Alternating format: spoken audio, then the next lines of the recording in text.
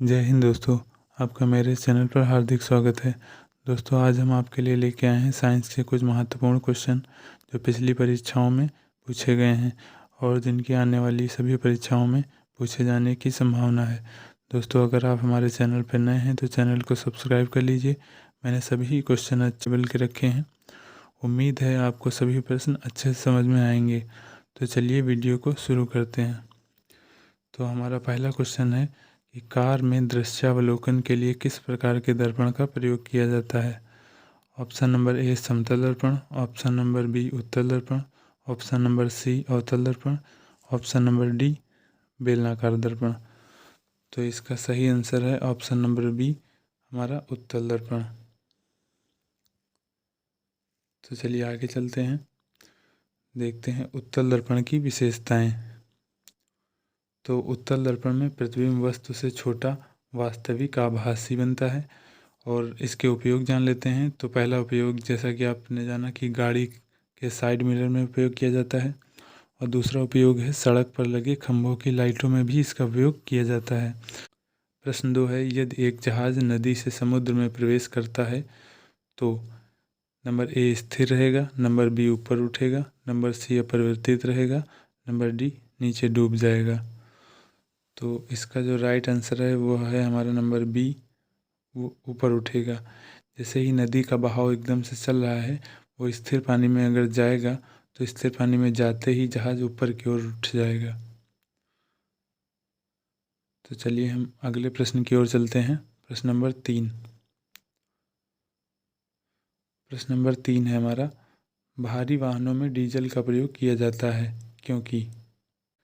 Option number A है अधिक mileage, option number B कम खर्च और ईंधन की बचत, ऑप्शन नंबर सी उच्च क्षमता और आर्थिक बचत, ऑप्शन नंबर डी पेट्रोल से सस्ता होने के कारण।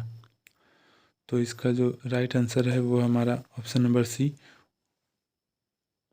उच्च क्षमता और आर्थिक बचत के लिए हम भारी वाहनों में डीजल का प्रयोग करते हैं।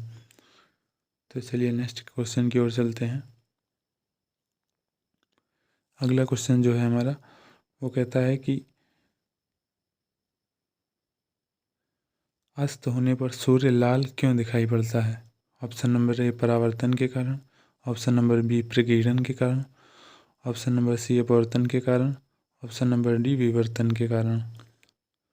तो इसका जो राइट आंसर है वो हमारा ऑप्शन नंबर बी प्रकीर्णन के कारण।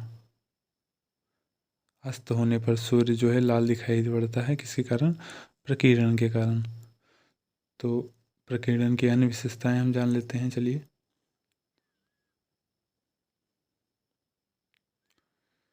प्रकीर्णन की अन्य विशेषताएं हैं।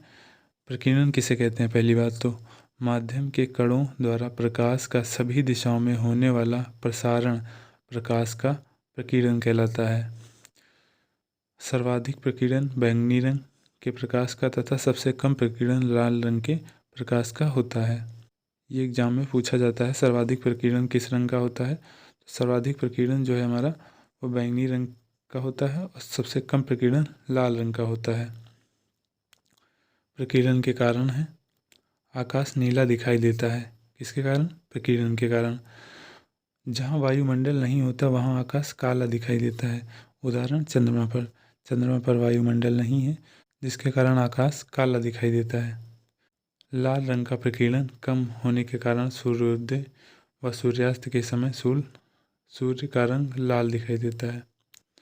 लाल रंग का प्रकीर्णन कम होने के कारण सूर्योदय और सूर्यास्त के समय सूर्य का रंग लाल दिखाई देता है, क्योंकि लाल रंग का जो प्रकीर्णन होता है वो कम होता है बैंगनी रंग से। अगले प्रश्न की ओर चलते हैं हम। अगला प्रश्न है प्रश्न नंबर 5। फ्यूज में प्रयुक्त होने वाले तार की विशेषता क्या है। ऑप्शन नंबर ए निम्न प्रतिरोध और उच्च गलनांक, ऑप्शन नंबर बी निम्न प्रतिरोध और निम्न गलनांक, ऑप्शन नंबर सी उच्च प्रतिरोध और निम्न गलनांक, ऑप्शन नंबर डी उच्च प्रतिरोध और उच्च गलनांक। तो इसका जो राइट आंसर है वो ऑप्शन नंबर हमारा सी है, उच्च प्रतिरोध और निम्न गलनांक। चलिए अगले क्वेश्चन की ओर चलते। प्रश्न नंबर 6 है, चूना पत्थर का रासायनिक नाम क्या है। तो ऑप्शन नंबर ए है calcium carbonate, option number B sodium chloride, option number C sodium bicarbonate, option number D ammonium chloride. तो इसका जो राइट आंसर है चूना पत्थर का रासायनिक नाम ऑप्शन नंबर ए कैल्शियम कार्बोनेट।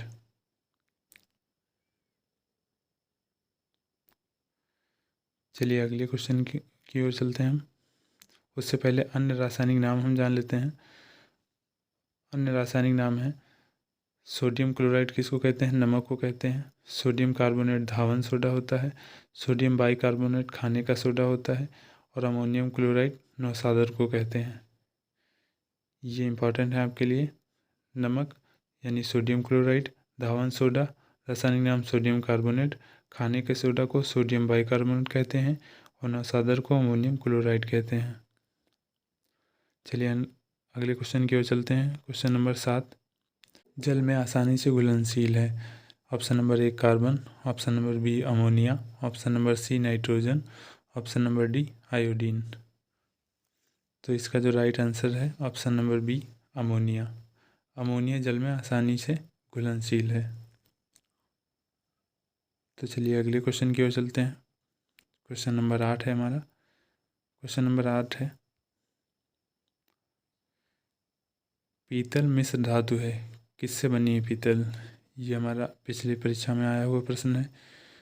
ऑप्शन नंबर ए टीन और तांबा, option number B tin plus चांदी, option number C tin plus जस्ता, ऑप्शन नंबर डी जस्ता प्लस तांबा। तो इसका जो राइट ऑप्शन है वो ऑप्शन नंबर डी है हमारा, जस्ता और तांबा। पीतल किस में धातु से बना है? तो जस्ता और तांबे से बना है। चलिए अगले क्वेश्चन की ओर चलते हैं। अगला प्रश्न है हमारा प्रश्न नंबर 9 निम्न में से किस में कार्बन मिलता है? Option number A lignite, option number B tin, option number C चांदी, ऑप्शन नंबर डी लोहा। तो इसका जो राइट आंसर है option number A lignite. Lignite में कार्बन हमें मिलता है। चलिए अगले क्वेश्चन की ओर चलते हैं। प्रश्न नंबर 10 पेंसिल की लिड है। पेंसिल की लिड में क्या होता है? ग्रेफाइट, नंबर बी कोयला, number C lamp black, number D charcoal.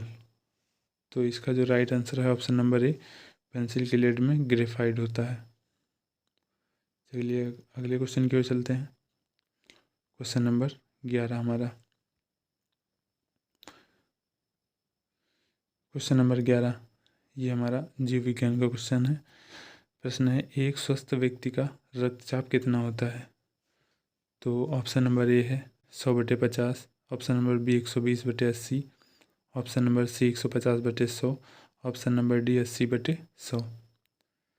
तो इसका राइट आंसर आप सभी लोग जानते हैं, ऑप्शन नंबर बी 120/80। एक स्वस्थ व्यक्ति का रक्तचाप कितना होता है? 120/80। दोस्तों कभी कभी ऑप्शन में 120 ना दे करके 130/70 भी देता है तो भी सही है। इससे 10 कम भी होता है, इधर भी 10 कम होता है तो भी चल जाता है। चलिए अगले क्वेश्चन की ओर चलते हैं। प्रश्न नंबर 12। प्रश्न नंबर 12 है मानव शरीर में पाचन का अधिकांश भाग किस अंग में संपन्न होता है?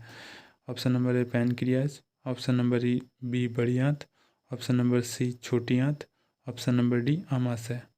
तो मानव शरीर में पाचन का अधिकांश भाग किस अंग में संपन्न होता है? इस प्रश्न का जो हमारा राइट आंसर है वो ऑप्शन नंबर सी है छोटी आंत। मानव शरीर में पाचन का अधिकांश भाग जो है वो छोटी आंत में संपन्न हो जाता है। हमारा छोटी आंत में जो है भोजन ज़्यादा समय तक रुकता है अन्य की अपेक्षा। चलिए अगले क्वेश्चन की ओर चलते हैं आगे। प्रश्न नंबर 13 है हमारा मानव शरीर में क्रोमोसोम की संख्या कितनी होती है? तो क्रोमोसोम यानी गुणसूत्र के बारे में पूछ रहा है। तो इसका जो राइट आंसर है वो हमारा है ऑप्शन नंबर बी 46। अगर बात करें कि क्रोमोसोम कितने जोड़ी होते हैं तब 23 होता है, कि जोड़ी की बात करें तब 23 जोड़ी होते हैं। और अगर क्रोमोसोम की संख्या पूछे तो संख्या 46 होती है, वहाँ हम 23 को टिक नहीं करेंगे। चलिए अगले प्रश्न की ओर चलते हैं। प्रश्न नंबर 14। प्रश्न है कि निम्न में से किस पौधे में फूल नहीं होते? ऑप्शन नंबर ए गूलर, ऑप्शन नंबर बी कटहल, option number C orchid, option number D है फर्न। तो इसका जो राइट आंसर है वो है हमारा option number D fern. Fern में हमारे फूल नहीं होते। प्रश्न 15 है, यूरिया किस अंग द्वारा रक्त से पृथक की जाती है? ऑप्शन नंबर ए है लीवर, ऑप्शन नंबर बी प्लीहा, ऑप्शन नंबर सी आंत, ऑप्शन नंबर डी गुर्दा। तो इसका जो राइट आंसर है वो हमारा ऑप्शन नंबर डी गुर्दा। यूरिया जो है हमारी किडनी से पृथक की जाती है। चलिए अगले क्वेश्चन की ओर चलते हैं।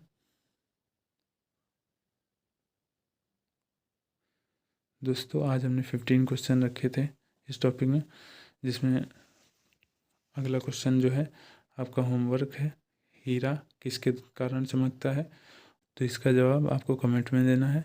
दोस्तों आज मैंने 15 क्वेश्चन इस क्लास में रखे थे। सभी क्वेश्चन पिछली परीक्षाओं में आए हुए हैं, तो उम्मीद करता हूँ आपको सभी प्रश्न अच्छे से समझ में आए होंगे। दोस्तों अगर आपकी कोई राय रहती है तो कमेंट करके हमें ज़रूर बताएं, और ये भी बताएं आपको वीडियो कैसी लगी।